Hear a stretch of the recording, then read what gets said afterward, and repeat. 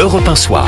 19h, 21h, Pierre de Villeneuve. Jusqu'à 20h avec Adrien Matou de Marianne et Jules Torres du JDD avec cette annonce, nous dit-on, d'un Premier ministre. Annonce qui devrait arriver dans quelques instants. Le service politique d'Europe 1 se tient prêt, bien sûr, pour nous donner les détails. En attendant l'affaire Cohen-Legrand, on a appris tout à l'heure deux choses. La première, c'est que Thomas Legrand a décidé de se retirer de son émission hebdomadaire sur France Inter.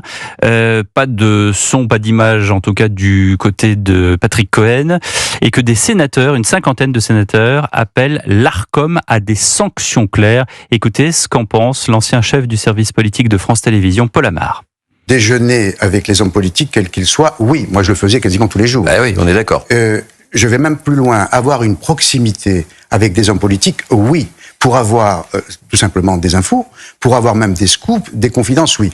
Mais quand cette proximité se transforme en connivence, en complicité, là, évidemment, ça devient extrêmement grave. Et je pense que la direction du service public devra prendre une décision lourde. Si elle ne le fait pas, j'espère que l'Arcom le fera.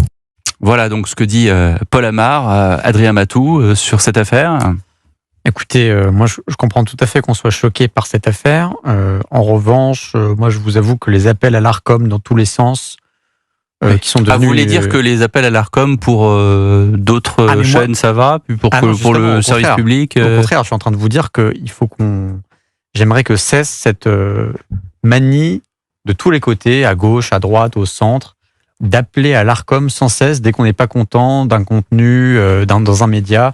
Je trouve ça assez lunaire en réalité, cette espèce de manie de toujours en référer à l'Arcom pour qu'elle censure à tout va, dans tous les sens, je le répète. Y compris CNews et Europe 1. Y compris CNews et Europe 1. Je trouve ça assez pénible et liberticide. Donc de toute manière, il n'y a pas besoin de l'Arcom pour privatiser l'audiovisuel public. Il n'y a pas besoin de l'Arcom pour économiser 4 milliards d'euros chaque année. Comme ça, on pourra mettre de côté les 4... pas ma proposition, non, bien sûr, je s'entends, mais c'est la mienne. Ce qui nous empêchera, par exemple, d'aller faire la poche aux Français avec ces 2 jours fériés qui coûtent 4 milliards d'euros.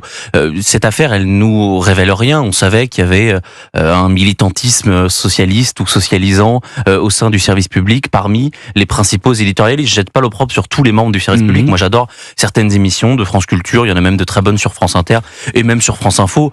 Du reste, voilà, les personnes qui ont voix au chapitre, que ce soit dans la matinale de France Inter, dans les émissions de France Télévisions, ce sont que des personnes qui ont des idées socialistes, voilà, ou des idées progressistes dans un sens large. Donc c'est pas ni à mes impôts ni aux vôtres, Pierre, ou à ceux de tous les auditeurs d'Europe 1 de payer pour cela. Voilà ce que révèle cette affaire. En réalité, c'est extrêmement agaçant de voir que on a Monsieur Legrand qui peut jouer le stratège du Parti socialiste avec l'argent des Français, qu'on a Monsieur Cohen qui peut insulter les électeurs du Rassemblement national à longueur d'interviews et d'éditos le matin ou le soir.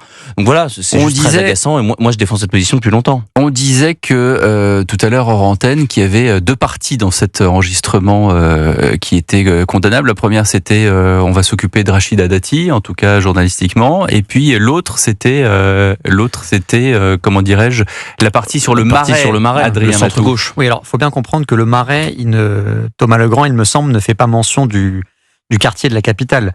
Ce dont il parle, c'est le Marais au sens politique, au sens de la Révolution française. Donc, en gros, ce que fait Thomas Legrand, c'est qu'il dit les électeurs du Marais, donc en gros les électeurs indécis du centre qui hésitent entre plusieurs candidats, il dit ils écoutent France Inter. Sous-entendu, on va faire ce qu'il faut à France Inter pour qu'ils votent pour le bon candidat, à savoir Raphaël Glucksmann. Moi, c'est ça qui m'a choqué dans cet extrait.